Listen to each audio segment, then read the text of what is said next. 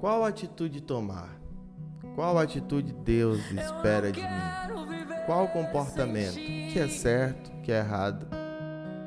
Afinal, são tantas orientações, né? São tantas denominações, são tantos entendimentos que a gente pode ficar perdido sem saber o que fazer. Olá, seja muito bem-vindo ao meu canal, eu sou o Luan e aqui estamos no Devocional Caminho. Por que Devocional Caminho? Você sabia que a igreja primitiva, antes que existisse qualquer uma dessas denominações, chamava-se a Igreja do Caminho? E por que isso? Existia uma perseguição muito grande. Jesus, quando ele morre, um pouco antes dele ressuscitar, o movimento do cristianismo está acontecendo. E a igreja agora tem que estar sempre fugindo, tem que estar sempre em movimento. Depois do Pentecostes, o Espírito Santo, ele reparte uma porção de si entre os apóstolos. E os apóstolos agora têm que vigiar, porque a perseguição, mataram Jesus e querem matar os discípulos também. E a igreja ficou conhecida como a Igreja do Caminho. E ali começou a acontecer muitos milagres. Porém, hoje em dia, parece que você entra numa igreja e você entra na outra. As duas servem a Jesus. As duas buscam a Deus. As duas são quase que antagônicas. São regras e mais regras e mais regras e mais regras. E em outras, parece que não tem regras. É tudo passado de uma forma mais suave. Mas, será que isso é algo da modernidade? Ou é algo que acontece desde a época de Jesus? Vamos ver isso. Leia comigo Mateus, capítulo 16, a partir do versículo 5. Olha só isso aqui. Mais tarde, depois de atravessar o mar, os discípulos descobriram que tinham se esquecido de levar pães. Jesus advertiu: fiquem atentos, tenham cuidado com o fermento dos fariseus e dos saduceus. Os discípulos começaram a discutir entre si porque não tinham trazido pão. Ao tomar conhecimento do que falavam, Jesus disse: como é pequena a sua fé. Por que vocês discutem entre si por falta de pão? Ainda não entenderam? Não se lembram dos 5 pães para os 5.000 e dos cestos de sobras que recolheram? Nem dos 7 pães para os 4.000 e dos cestos grandes de sobras que recolheram? Como não conseguem entender que não estou falando de pão? Repito, tenham cuidado com o fermento dos fariseus e dos saduceus. Finalmente, entenderam que ele não se referia ao fermento do pão, mas ao ensino dos fariseus e dos saduceus. Deixa eu te falar aqui o que é que acontece. Primeiro, eu quero destacar um ponto, tá? Rapidamente aqui, vamos voltar para a palavra. Fariseus, deixa eu pegar aqui, ó. Fariseus e saduceus. Quem eram essas pessoas? Primeiro, os fariseus eram mestres da palavra de Deus, tá? Eles eram pessoas que conheciam muito, e basicamente até aquele momento eles só tinham o Antigo Testamento, eles não tinham o Novo Testamento, e isso fazia com que eles tivessem um entendimento limitado, né? Os fariseus ainda, eles viviam na antiga aliança, ao qual o relacionamento com Deus dava-se por oferta de libação, oferta de sacrifício, oferta, sacrifício de animais e etc.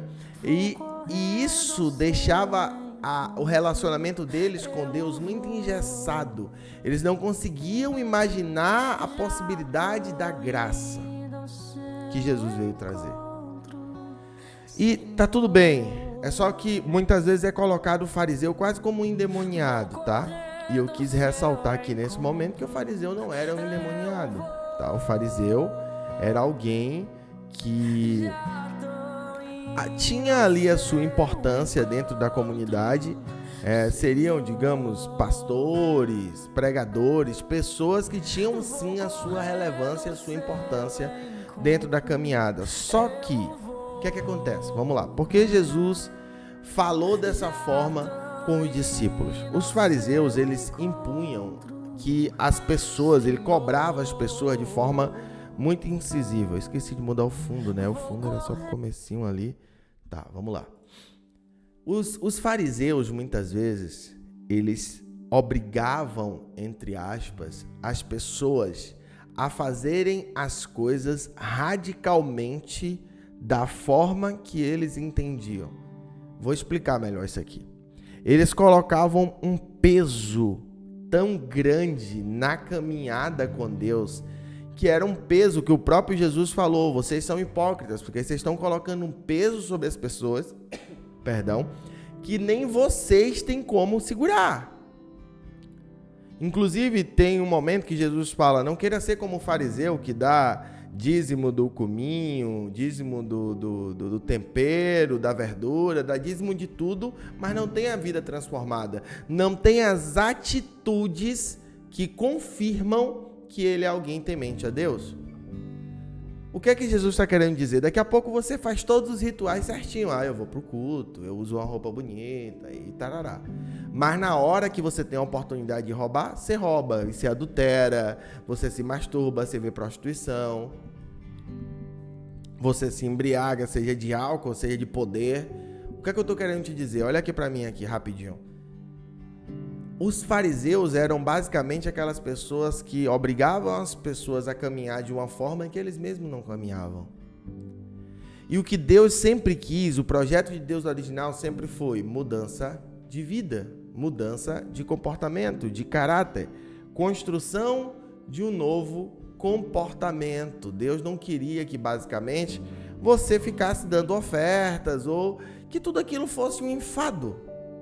A própria Bíblia vai dizer que Jesus fala que ele vem, ele pega nosso jugo pesado e ele nos entrega o dele, que é leve e suave. Não sei se você está entendendo o que Deus está falando aqui. A caminhada com Jesus não é para ser tão complexa, não é fácil, mas às vezes as pessoas colocam uma complexidade que não existe.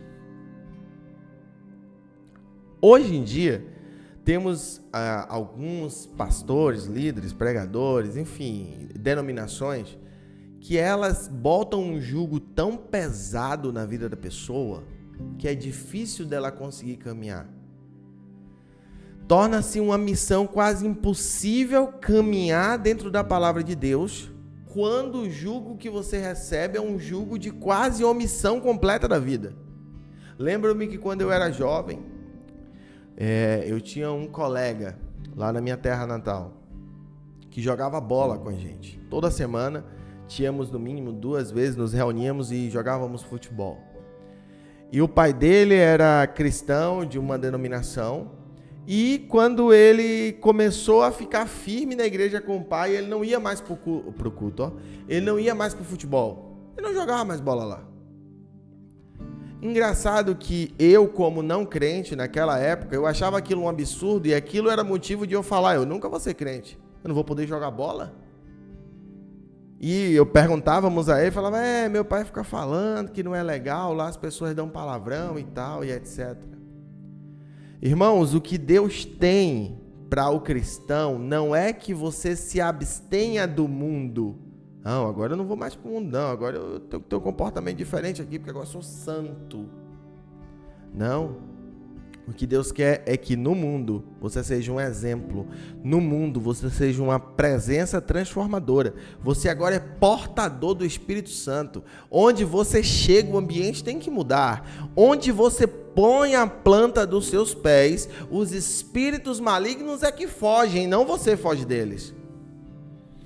É óbvio que as pessoas podem usar desse argumento e começar a ter um comportamento libertinoso, podem começar a querer ir para, então eu posso ir para bar, então eu posso ir para balada. Eu vou para balada porque eu vou chegar lá, os demônios vão fugir, eu vou transformar. Calma. Você tem que ter discernimento e visão espiritual. Deus te mandou na balada? Vá. Deus não te mandou? Não vá. Agora, o futebol? Então, isso era algo que me fazia não querer jamais ser crente. Para mim isso era um fermento. Anos se passam, quem aceita Jesus? Sois eu, Luan, agora um cristão. Uma pessoa já com a vida transformada, o casamento restaurado, tudo se fez novo na minha casa. E tinha o mesmo futebol com as mesmas pessoas. E as pessoas passaram a me olhar com um olhar diferente. E as pessoas jogavam comigo e eu não falava nada. Só que o Luan antigo tinha morrido e chegou um Luan novo. E o Luan novo não dava palavrão. O Luan novo não gritava. Eu não estou falando daquele grito do futebol. Uhul! Valeu, show de bola, galera. Não. É gritar, vai fulano, vai Nenê. Aquela gritaria desproporcional. Luan já não fazia mais isso. Quando alguém dava palavrão, eu falava, não, pô, calma. Quando xinga, piora. Sabe qual foi o resultado disso? Os colegas pararam de dar palavrão. A minha presença, eles poderiam estar falando do que fosse. Olha aqui o que eu vou falar a você. Eles poderiam estar falando, e eu era um cara que eu estava mergulhado na prostituição. Quando eu falo prostituição, não é que eu estava lá pagando as prostitutas, não é isso. É que eu andava em ambientes em que a prostituição acontecia. Não aquela prostituta paga, mas você entendeu. E eu era o cara que andava muito na prostituição quando eu era do mundo, né? Festa, libertinagem, cachaçada e etc. Só que se eu chegasse e eles estivessem falando daquele assunto, mudava o assunto. Mudava o assunto. E eu nunca falei assim, ó, não falem sobre isso. Gente, por que vocês estão falando? Nunca falei. O meu comportamento modificava o ambiente. Comportamento. Essa é a parte difícil. A parte difícil do cristão é falar e fazer. Melhor, fazer para que nem precise você falar. Se você tem um comportamento correto, você nem vai precisar falar nada. As pessoas já vão entender pela sua chegada no ambiente que agora é um novo momento. As pessoas vão entender que agora... Eu estou tentando melhorar essa travação aqui, mas vamos lá. As pessoas vão entender que agora não é mais momento de certos assuntos na sua presença. Porque você carrega algo aqui, ó. E o que está em nós é maior do que o que está no mundo. O inimigo, ele não vai ousar se levantar no ambiente que você está. Mas para você ter esse poder... Você assistiu o devocional de ontem? Você não assistiu? Então, deixa eu te falar agora. Se você não assistiu, quando acabar aqui você assiste. Já está disponível, tá? Vai abençoar a sua vida. Olha aqui o que eu vou te falar agora. Olha aqui para minha mão. Para você ter esse poder, para você chegar e o Satanás sair, você precisa ser discípulo. Você não pode ser multidão. Você não pode ser só mais um. Se você for só mais um, o inimigo vai rir da sua cara. O capeta vem, sericoteia. E o que mais o inimigo gosta é que você se exclua, tá? Eu não vou no futebol ali com meus amigos porque, não sei, lá eles dão palavrão. Não vou no almoço da casa de minha mãe porque minha mãe não é cristã e ela vai beber. Eu não vou ali no aniversário da minha amiga, no jantar do meu amigo, no jantar porque aquele pessoal não é cristão, eles podem falar alguma coisa, eles vão botar uma música. Eu não vou em tal lugar porque lá eles não são cristãos. O que o inimigo mais quer é isso. O que ele mais quer é isso, sabe por quê? Porque aí ele vai tirando você, que é um portador de uma porção do Espírito Santo, ele vai tirar você do lugar que você era para estar lá, para abençoar aquele lugar. O que o inimigo quer é que você não esteja nos lugares em qual ele tem mais poder, ele tem domínio. Então, se aquele lugar é um lugar que as pessoas xingam, que as pessoas... todo jantar da família... o pessoal fica bêbado, pronto, eu vou para esse jantar. E a minha presença naquele lugar, pelo meu exemplo, pelo meu comportamento, vai trazer um constrangimento tão grande que aquele dia ninguém vai ficar bêbado. É isso que Deus quer. Ide e pregai o evangelho por onde você for. E não se surpreenda se quando você estiver lá, alguém chamar você e falar assim, caraca, tô passando por um problema. Você tem como me orientar? Porque as pessoas veem o Espírito que está dentro de você. Agora, se você for uma pessoa que bota o fermento, aquele fermento da roupa, aquele fermento sabe, aquela pessoa que fica chata, aquela pessoa que muda a voz, aquela pessoa que fica com uma roupa toda estranha, assim, totalmente desproporcional. Domingo, 3 horas da tarde, 45 graus, o cara tá de blusa social, gravata, calça, sapato social. Não, ninguém vai reconhecer Deus em você por causa da sua roupa. É claro que se você é uma jovem, uma irmã amada, que eu amo todas as minhas irmãs que participam aqui, os irmãos também, tá? Mas as irmãs eu tenho um cuidado maior, porque as irmãs, claro, irmã, você não vai colocar uma mini saia e vai pro jantar, né? Você não vai colocar um vestidinho curtinho e vai, né? Claro que eu tô falando que a roupa não é o mais importante, mas você tem que ter o discernimento do Espírito Santo. Você não vai colocar um vestidão, uma saiona, porque a irmã tem que estar de saiona, não. Minha esposa é um exemplo para mim maravilhoso. Ela tá sempre linda e sempre com roupa composta. Sempre linda e sempre com uma roupa discreta, correta, como Deus espera que as irmãs se vistam.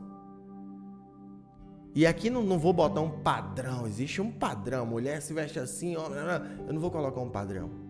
Porque eu acredito que o Espírito Santo que habita em mim e habita em você, que é discípulo do Senhor, que é filho, que não é multidão, e o Espírito Santo vai testificar em seu coração qual a roupa você deve usar. Eu quero que vocês entendam hoje. Não peguem desse fermento e digam, por causa desse fermento, eu não vou ser cristão. Por causa desse fermento, eu não quero isso. A Bíblia não vai dizer isso. E sabe qual é o versículo que eles mais usam para poder justificar toda essa falácia de que você não deve, de que você não vai, de que você não pode? Não se sente à mesa dos escarnecedores. Quando a Bíblia vai falar aquilo ali, a Bíblia vai dizer que não se sente à mesa dos escarnecedores. Dentro do judaísmo, sentar-se à mesa é um símbolo de intimidade. Dentro do judaísmo, a Bíblia foi escrita por judeus, tá, gente? Não sei se vocês sabiam, estou contando isso agora, é novidade. Dentro do judaísmo, uma pessoa que sentava-se na sua mesa, na sua casa, era uma pessoa que você já tinha um relacionamento amplo, ou que pelo menos você queria construir. Era uma pessoa que você confiava. O que a Bíblia está querendo dizer é: não tenha alianças, não tenha relacionamento, não tenha união, não tenha proximidade com escarnecedores, com ímpios, com pessoas que não compactuam da sua fé, com pessoas que não estão indo para o mesmo lugar, com pessoas que não estão buscando o que você está buscando. Não tem a ver com o futebol que você vai jogar. Não tem a ver com o jantar que você vai na casa de seus pais. Ah, mas meus pais vão beber. São eles que estão bebendo a salvação individual. Te contar essa novidade. Novidade, moderna, hein? Surgiu agora. Salvação individual. Se você... Até porque beber não é pecado, gente. Se embriagar é pecado. Eu não bebo, porque eu não sei se eu vou ficar bêbado com um copo ou com uma garrafa. Ou com 10. Então eu não bebo nada. Porque eu não sei o limite do meu corpo, depende de um monte de coisa, eu prefiro não arriscar. Mas se eu tomar uma taça de vinho, se eu estiver num jantar e tiver legal, e tiver um vinho legal, eu vou tomar uma taça e ninguém vai pro inferno por causa disso, tá? Deixa eu te falar logo. Porque tomou uma taça de vinho, meu Deus, isso também é fermento. Fuja do fermento. Seja ferramenta de transformação. Permita que Deus use sua vida para transformar histórias. Seja uma ferramenta de milagres. Amém? Glória a Deus. Gostaram? Acabou já. Olha, amanhã tem mais um devocional. Eu quero encontrar você aqui de novo. E tem uma palavra que o Senhor vai liberar sobre a sua casa e sobre a sua vida. Em nome de Jesus. Deus abençoe. Fica bem, viu? Até.